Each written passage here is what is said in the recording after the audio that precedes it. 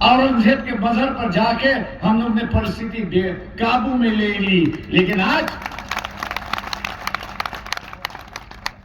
ये बाहर की लड़ाई नहीं है, ये अंदर की लड़ाई है, सदन के अंदर की लड़ाई है। और सदन के अंदर में जब तक वंचित बहुजन आघाड़ी के नुमाइंदे जब तक नहीं जाते तब तक आप जीत नहीं पाओगे, इतना याद रखिए। आपके साथ में कोई नहीं है आज,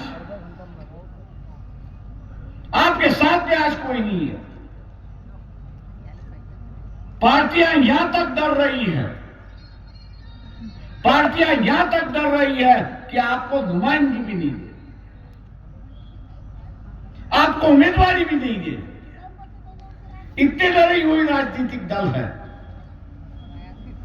और इसी माहौल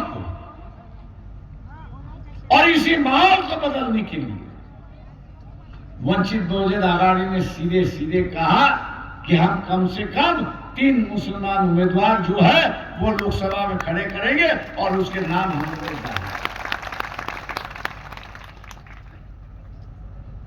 हम सब यहां पर बैठे हुए बेखौफ हैं। डर हमारे ना दिल में है ना दिमाग में है, क्योंकि फकीरों की जिंदगी हम लोग गुजारते हैं। और फकीर ऐसा होता है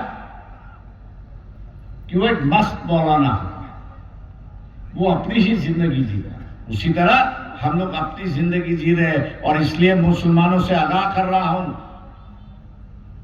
एक बार नहीं 2 बार आपको बचाया है, अब तीसरी बार नहीं बचाऊंगा। एक बार नहीं 2 बार दंगों से आपको बचाया है।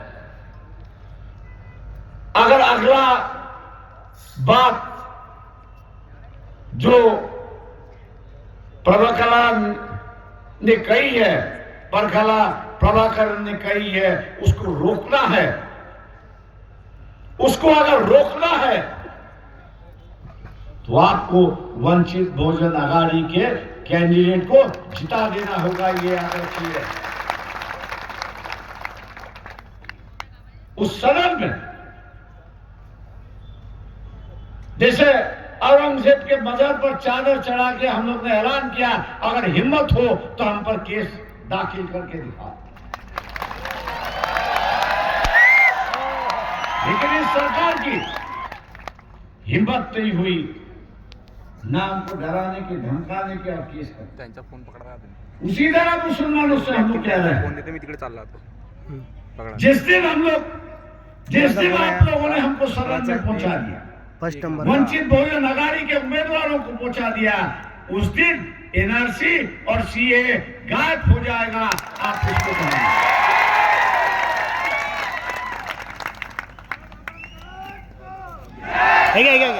चाहे गरीब मुसलमान हो, अमीर मुसलमान, चाहे गरीब मुसलमान हो, अमीर मुसलमान हो, मैं आज के मन से ऐलान करता हूं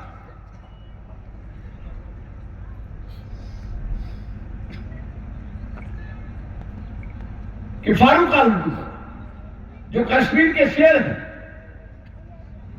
कभी भारत के मुसलमानों के बारे में कहते नहीं, वो हमेशा कश्मीरी के मुसलमानों के। लेकिन पहली बार उन्होंने कहा कि मैं मजबूर हूं कहने की, और उसने यही कहा, ए मुसलमानों, आपका बुरा वक्त आ गया है। आज की सरकार की नजर जो है वो बुरी तरह से आपको देख रही है। इससे अगर बचना है तो जो बीजेपी के उम्मीदवार को हराएगा आप उसके साथ वहां पर जाएंगे। मैं मुसलमानों से कह रहा हूं कि आपका प्यार और लगाव जो है कांग्रेस के साथ में, मैं जानता हूं आपका प्यार और लगाव कांग्रेस के साथ में है, लेकिन दोनों मतदार संघ में कांग्रेस नहीं है। ये परिस्थिति कांग्रेस नहीं है। इसलिए मुसलमान भाइयों से मेरी कहना है, मुसलमान बहनों से कहना है कि मौका आपके पास आ, 10 साल आपने काफी झेल लिया, अत्याचार देख लिया, अखलाक की देख ली, मौका मिला है, इस मौके को मत जाने। जिस तरह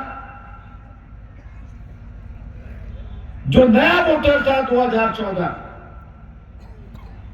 जो नया वोटर था 2014 का, जो मोदी मोदी मोदी मोदी कर रहा था, 10 साल के बाद वो आज खफा हो चुका है, मायूस हो चुका है।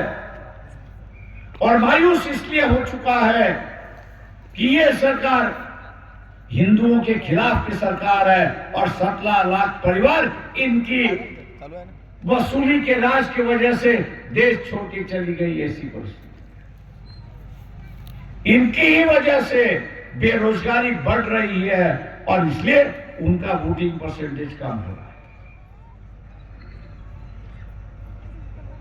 मी इथे बसलेल्या